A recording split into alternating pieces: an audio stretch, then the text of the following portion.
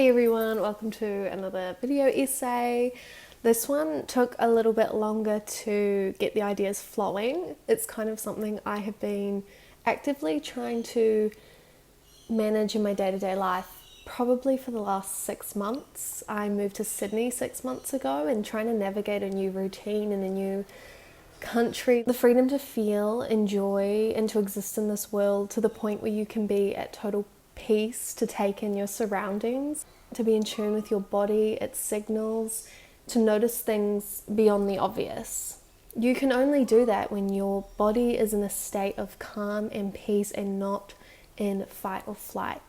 In saying that, being in a state of calm in this world that we live in is somewhat a privilege. It's the ability to silence out the outside noise, to create boundaries with it, and how much you allow it to impact your personal experience. By calming your nervous system, you are allowing yourself to be truly present in your life. You're not distracted or burdened by fears and anxieties. However, these fears and anxieties can still coexist while still enjoying the life that you have. We're allowing things that we have no control over to control us. But like I said before, two things can coexist with one another at the same time.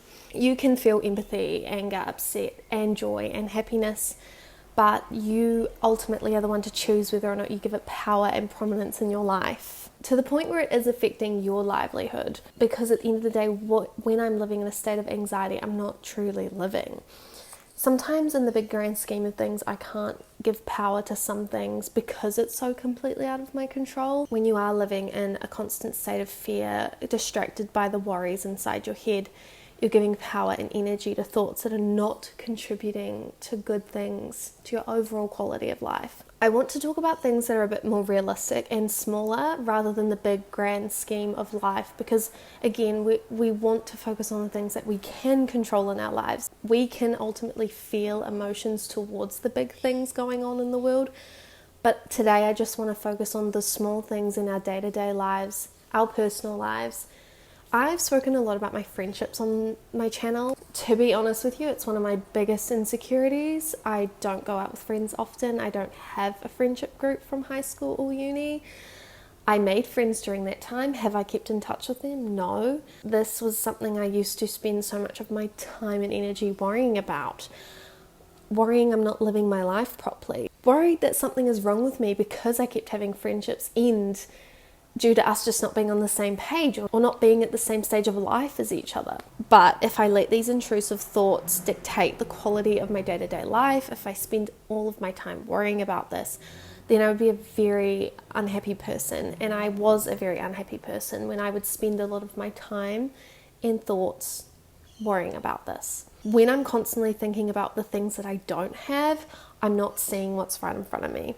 One thing I have had to learn is sometimes the things I need in my life are not the things that everybody else has. It's not always the status quo. The things that I feel compelled to do that bring me peace is ultimately what I should be doing and putting my time and energy towards. So it's not going out every weekend drinking. It's actually spending a lot of time alone, a lot of time creating, reading, sleeping. Is all of those things that may not be of importance or bring other people joy, but they certainly bring me joy. I know deep down that I don't really want those things that I mentioned before, a friendship group, friends to hang out with every single weekend, because I'm honestly really content with the time that I have, the time that I spend alone, the time I spend creating, the small amount of time I get to spend with my boyfriend on the weekends, my free time to do my passion projects. And don't get me wrong, I do love to spend time with my friends, but it's maybe only twice a month and it's intentional. It's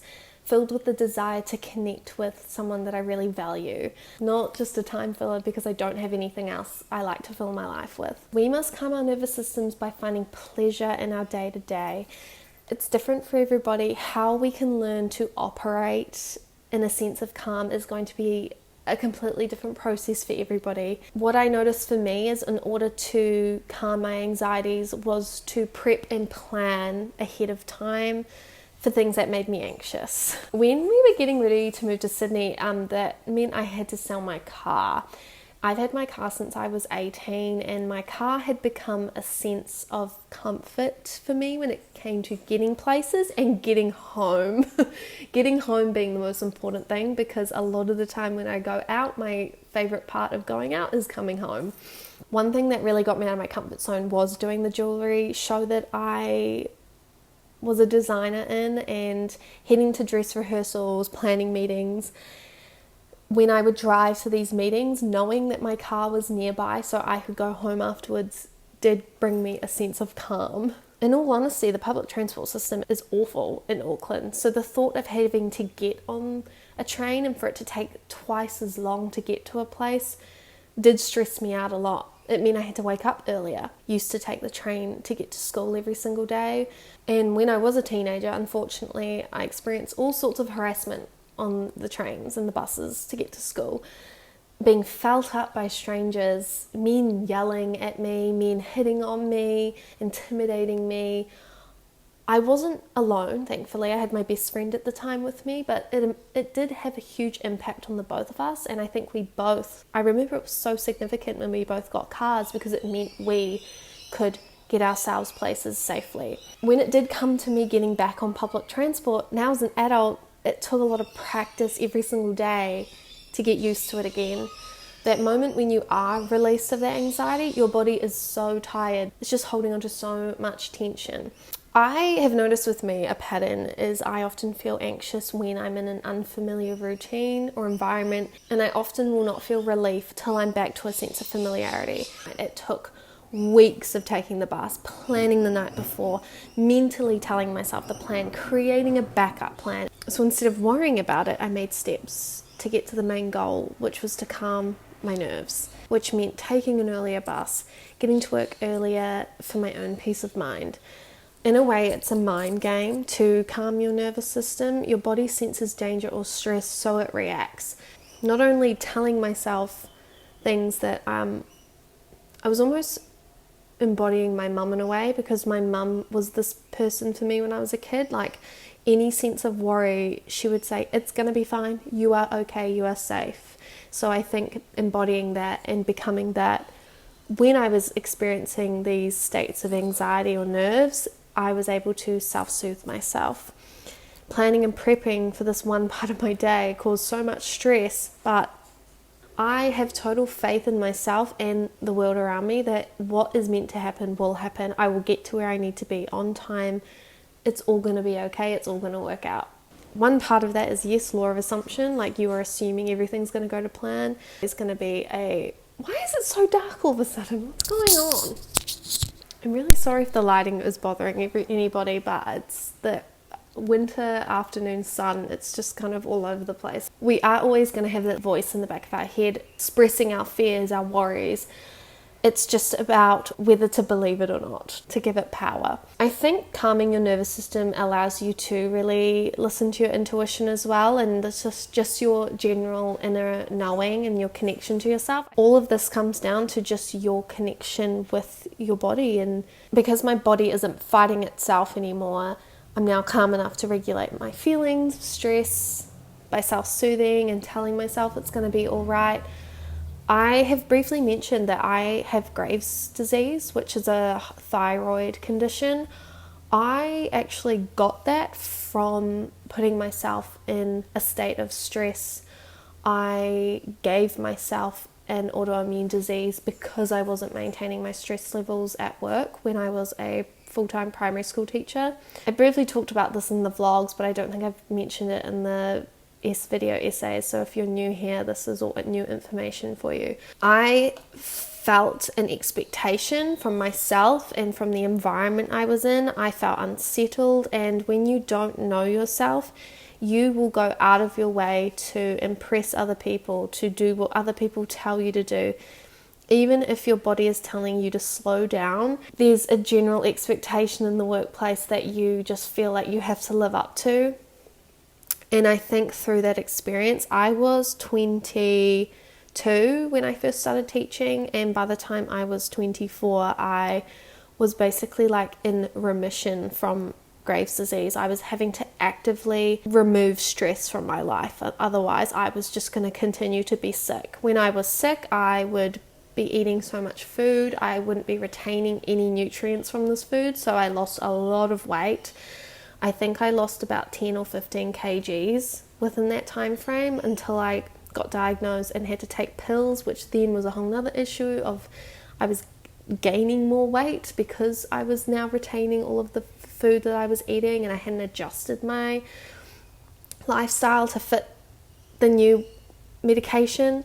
Honestly, the whole ordeal was just very disruptive to my body. It caused stress in both ways, you know, like it was a reaction from stress, and then once I actually went to the doctor to get it fixed and to feel better, that caused a whole nother level of stress because I didn't recognize my body's cues anymore. I didn't have a good relationship with food. I was gaining weight and I didn't recognize myself. I felt like I had to accept myself in the body that I was in at that time because it was now finally at a stage where I was healthy. So your body really does tell you things. It really gives you indications of maybe where you should be and what you should be doing. And the whole purpose of this video is if we really work on reconnecting with ourselves and reconnecting to our intuition and calming our nerves, because when you are in a state of panic, you are not going to think clearly. And if you are doing that every single day, day in, day out, how are you meant to live a life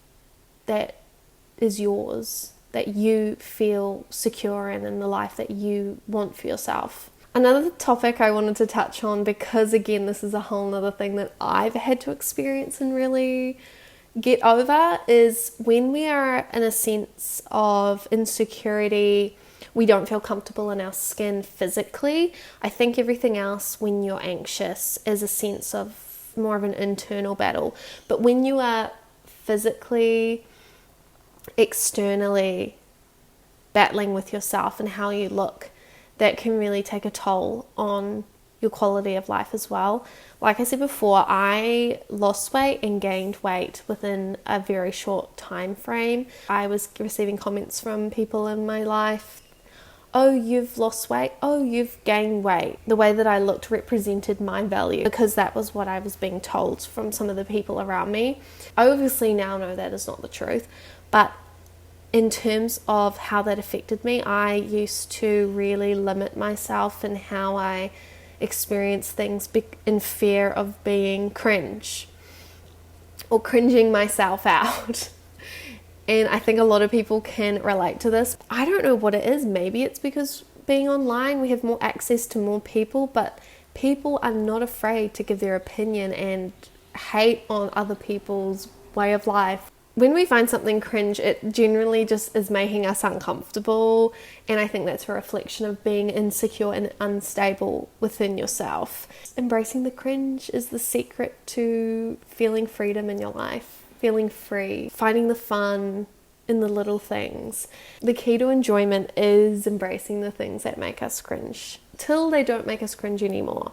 This is so stupid, but I remember a time where I refused to go on an electric scooter. One, because I was actually genuinely scared of falling off, but two, I was scared of what other people would think of me because it didn't equate to my image I had set up for myself. And that image was my sense of security and my sense of safety for myself. Doing something out of my comfort zone that I found cringe was a boundary for me that I just could not cross.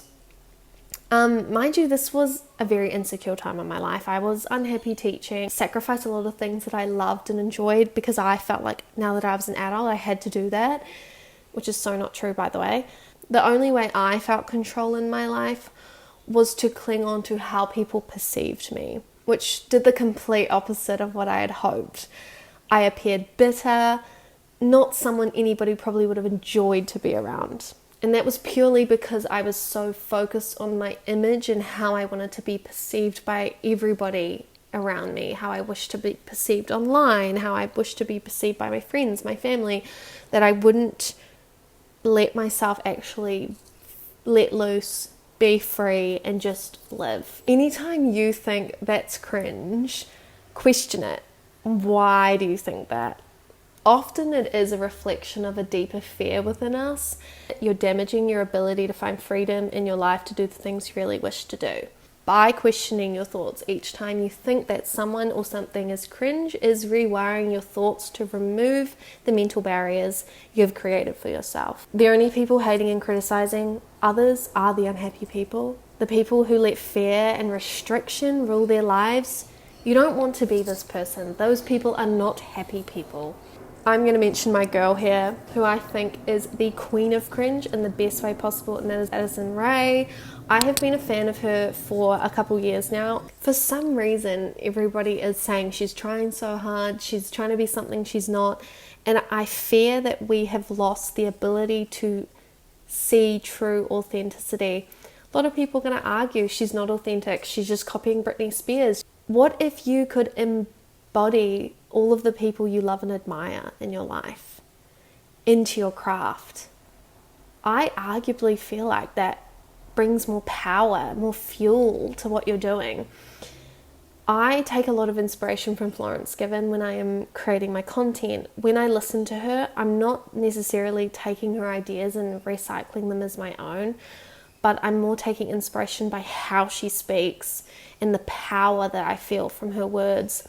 So that sometimes when I'm sitting on the bus and I come across an idea that I want to make for a video or a topic or something that I've had to really learn in my life and experience, I would love to share those stories with people for the mere fact that not because I want to be Florence Given, but because I am inspired by her. Same thing goes for Addison. I watch her dance, I watch her sing, and yes, people are always going to criticize and hate on somebody doing everything that they could ever dream of. I admire her deeply. I went to her concert in October and I was just in complete awe. Her artistry, it brings me joy, and I'm going to indulge in that because I want to feel joy, I want to feel love, I want to feel pleasure. What fun is it criticizing and hating on people? Plus, she's arguably so much cooler than most people because she's being authentic in her craft. She's doing all the things that she loves, and all of the hate that anybody receives in this world, it's only stemming from a very low self-sense of security and safety within their own self and body. Once you create enough safety for yourself within your body, you can expand that outwardly so that you feel free to explore and indulge in so many different parts of your life, all the things that you love, all the things that you hate. When you get to a point where you can indulge in a central experience with the world around you, you have found the sweet spot. Cringe is where the opportunity for freedom comes from. Cringe is how you take control. This is also so crucial for tuning into the universe around you, tuning into yourself, tuning into intuition and receiving those messages from the universe. If you are a little bit psychic like me, I definitely noticed since doing this, I have received way more signs from the universe than I ever did before. By creating security in your own body and mind, you're giving your body permission to actually experience the physical pleasures in the world around you. Since moving to Sydney, I do feel like I've been in a constant state of calm. Like moving here, moving to a new place, because I've spent the time working on how I feel safe in my own body and my own sense of self, I just adapted. I just made it work. I felt excited. I felt like I could actually experience and enjoy the change rather than being fearful and scared of all the possible bad outcomes that could have happened. And there was lots of bad outcomes, but I didn't anticipate any of them, and we got through it. I truly love waking up earlier just so I have that extra time in the morning, so I can have a slow morning. I can drink my coffee. I don't have to rush off to get to the bus on time. I can actually walk to the bus now and admire the birds, look up at the trees, wave at my neighbours, and it's an enjoyable part of my day now. I love all of these things. I love feeling safe within myself enough to observe everything around me. One thing I did incorporate since seeing a tarot reader on my birthday in March was having more spiritual protection, and I think this might come in handy for some people. Like, this could be a ritual that you do to get yourself to the point that I am in now. When I do feel moments of feeling unsafe or a panic in my chest, I imagine a big glowing white orb around me. Sometimes it might be on the bus and a man comes in and sits right behind me. I just don't get a good vibe. So I imagine a big orb around me and it's protecting me, and as I breathe in, it gets stronger. One time I was on the bus and a scary man came on, and it was just me and another young girl on the bus. So I expanded my bubble so it was around me and her. Never dismiss the power of your mind. That's all I'm going to say. When you feel assertive and confident, people feel it. To end this video today, I want you all to journal how you can be more present in your lives, because that's what it all comes down to. When we're at a state of inner peace, we are able to notice, we're able to observe.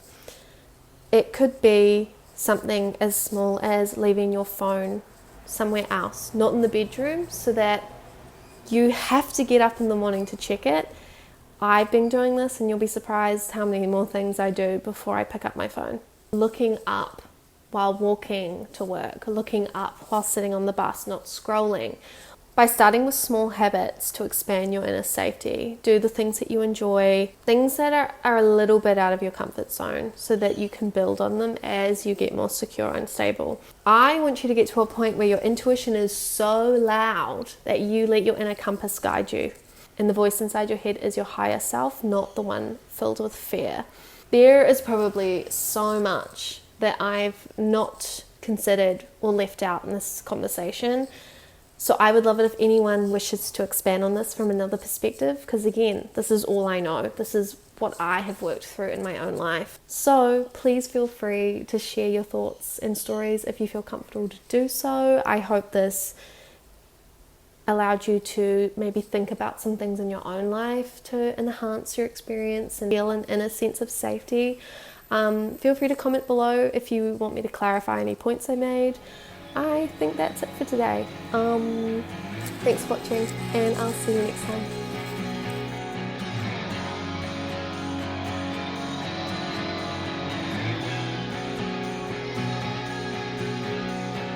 There's something in the air that makes you go insane, brings you back to me.